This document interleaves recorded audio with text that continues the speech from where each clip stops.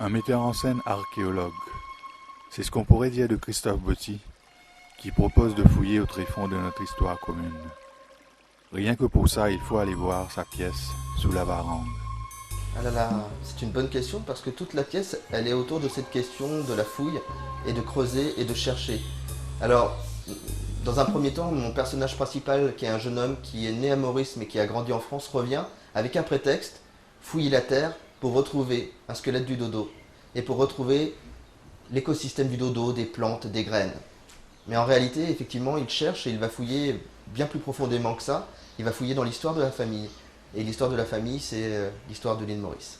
J'ai voulu creuser l'histoire mauricienne, comme moi, en tant qu'auteur, je creuse toutes les histoires pour apprendre beaucoup de choses sur moi. C'est très égoïste comme démarche, c'est-à-dire finalement, en m'intéressant aux autres, je m'intéresse à moi, aux gens qui m'entourent, à ma famille, à mon histoire.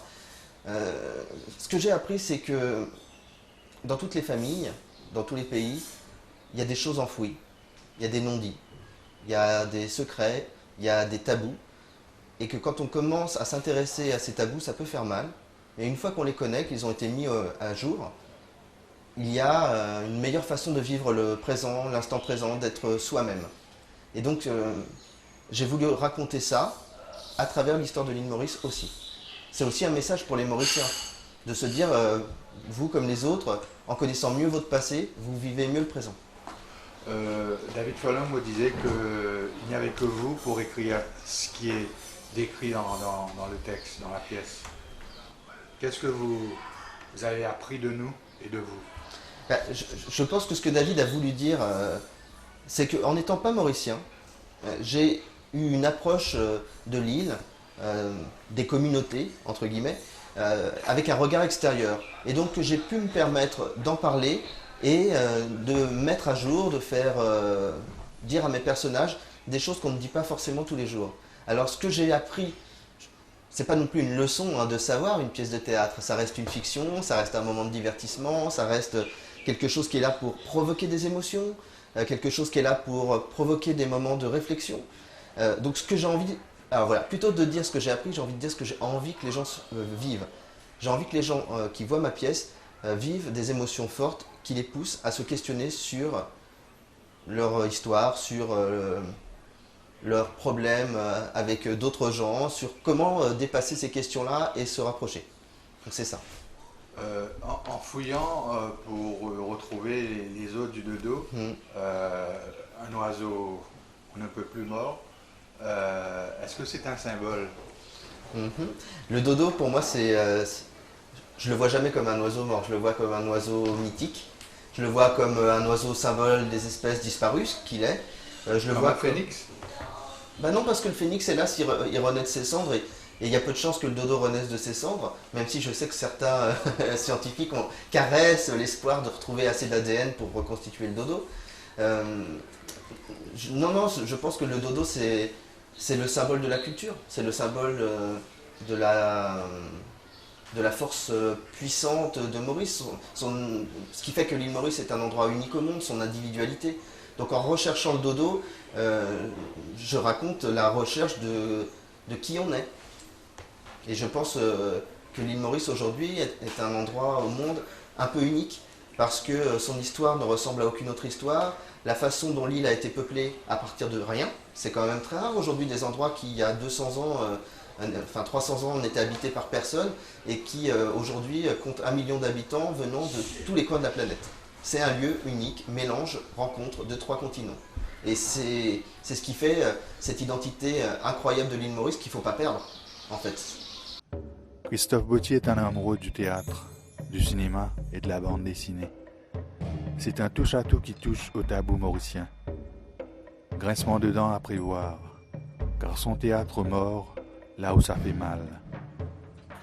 Et vous allez jouer sous la Varande à Paris. Est-ce que le message sera compris en terre étrangère? Alors c'est une bonne question. C'est vrai que pour les Français, l'île Maurice, c'est un endroit de vacances. C'est un endroit de plage dont on ne connaît pas beaucoup l'histoire. Je pense que même beaucoup de Français ne font pas vraiment le lien entre la Réunion et l'île Maurice, ou alors les confondent ou ne comprennent pas. L'histoire des engagés indiens dont je parle dans la pièce est totalement inconnue des Français, alors qu'il y a eu des engagés à La Réunion, en Guadeloupe, en Martinique. On connaît un peu mieux l'histoire de l'esclavage. Je pense que ça va les toucher. Alors j'ai eu des retours comme ça quand j'ai fait lire la pièce à des comédiens français, à des amis français. Je me souviens d'une personne qui m'a dit, quand tu m'as présenté ton projet, je me suis dit, ça ne va pas m'intéresser. Et finalement, il me dit, tu m'as emporté dans cette histoire et je me suis senti totalement concerné. Oui, ça va concerner les Parisiens. On va jouer au 20e théâtre à Paris. Oui, ça va concerner les Lyonnais, parce qu'on va jouer dans un immense musée, le musée des Confluences à Lyon. Parce que ce que raconte la pièce est universel, malgré tout. C'est comment on vit les uns avec les autres. C'est comment l'amour peut être entravé par des interdits sociaux. C'est Roméo et Juliette, d'une certaine façon. J'ai pas écrit Roméo et Juliette mauricien. Je suis loin de Shakespeare, j'aimerais bien, mais j'ai écrit une histoire qui va toucher les gens parce qu'il y a la quête du père, la quête de l'amour, retrouver ses racines, comprendre ce que nos ancêtres ont fait, réparer les fautes du passé. Et ça, quelles que soient les sociétés, ça existe. Je crois que ça va les faire rêver. Christophe Bauthier, cinéaste et comédien, metteur en scène, parlez-nous un petit peu plus de vous. Moi, je me définis d'abord comme auteur, parce que j'écris pour le théâtre. J'ai écrit 40 pièces, il y en a en France 15 qui ont été éditées, il y en a une vingtaine qui ont été jouées. J'écris pour la télé, sur des séries télé, dialoguiste. J'écris pour le cinéma, j'ai plusieurs longs métrages en cours. Je suis metteur en scène, je suis formateur. Ça c'est important parce que je transmets aussi beaucoup. Mes pièces parlent de transmission et moi dans ma vie je transmets. L'art de jouer la comédie et l'art d'écrire. C'est une chose que j'ai même envie de faire dans le futur à Maurice, c'est de venir faire un workshop avec des jeunes auteurs mauriciens pour que ces histoires comme ça mauriciennes sortent et qu'on ait du théâtre très présent. Donc voilà, depuis 20 ans, je vis cette vie d'artiste avec tous ces métiers et plein d'autres. J'ai écrit des questions pour des jeux de France Télévisions, j'ai écrit des campagnes de pub, enfin voilà. Ma vie c'est d'être sur scène et d'écrire pour tous les médias possibles. De tout ce que vous faites, quelle est la préférence? Le théâtre, le cinéma ou la télé? Mon amour, c'est le principal, c'est le théâtre. C'est vrai que je reviens toujours à la scène. Quand j'écris, parfois je me dis bon là je vais pas écrire du théâtre parce que j'ai pas envie de m'embarquer dans 3 ans de production, trouver des comédiens, répéter, ne plus avoir le temps d'écrire. Mais j'aime cet aller-retour entre l'écriture et la mise en scène. Et c'est vrai que je crois que c'est toujours à ça que je vais revenir, de la scène. Moi j'ai été, en fait, avant d'être auteur et avant d'être comédien, les premières choses que j'ai fait artistiquement quand j'étais enfant et adolescent, c'était la musique, la danse, et seulement après le théâtre et l'écriture. Ça, j'ai toujours écrit, j'ai demandé une machine à écrire à Noël à 10 ans. Le théâtre est arrivé plus tard, et je pense que ce qui a été mon élément déclencheur, vraiment, c'est Le songe d'une nuit d'été, mis en scène par Peter Brook, qui, voilà, je l'ai vu à 17 ans, et je me suis dit, ah, le théâtre, c'est ça. Le théâtre, c'est avec juste des mots, et là, c'était encore Shakespeare, ça fait 2 fois qu'on parle de Shakespeare. C'est juste avec des mots, être capable de faire naître des images, des situations, des décors, et ça m'a fasciné. Et je reviendrai toujours à ça. Et Shakespeare, pas Molière, pas... Ah, j'adore Molière.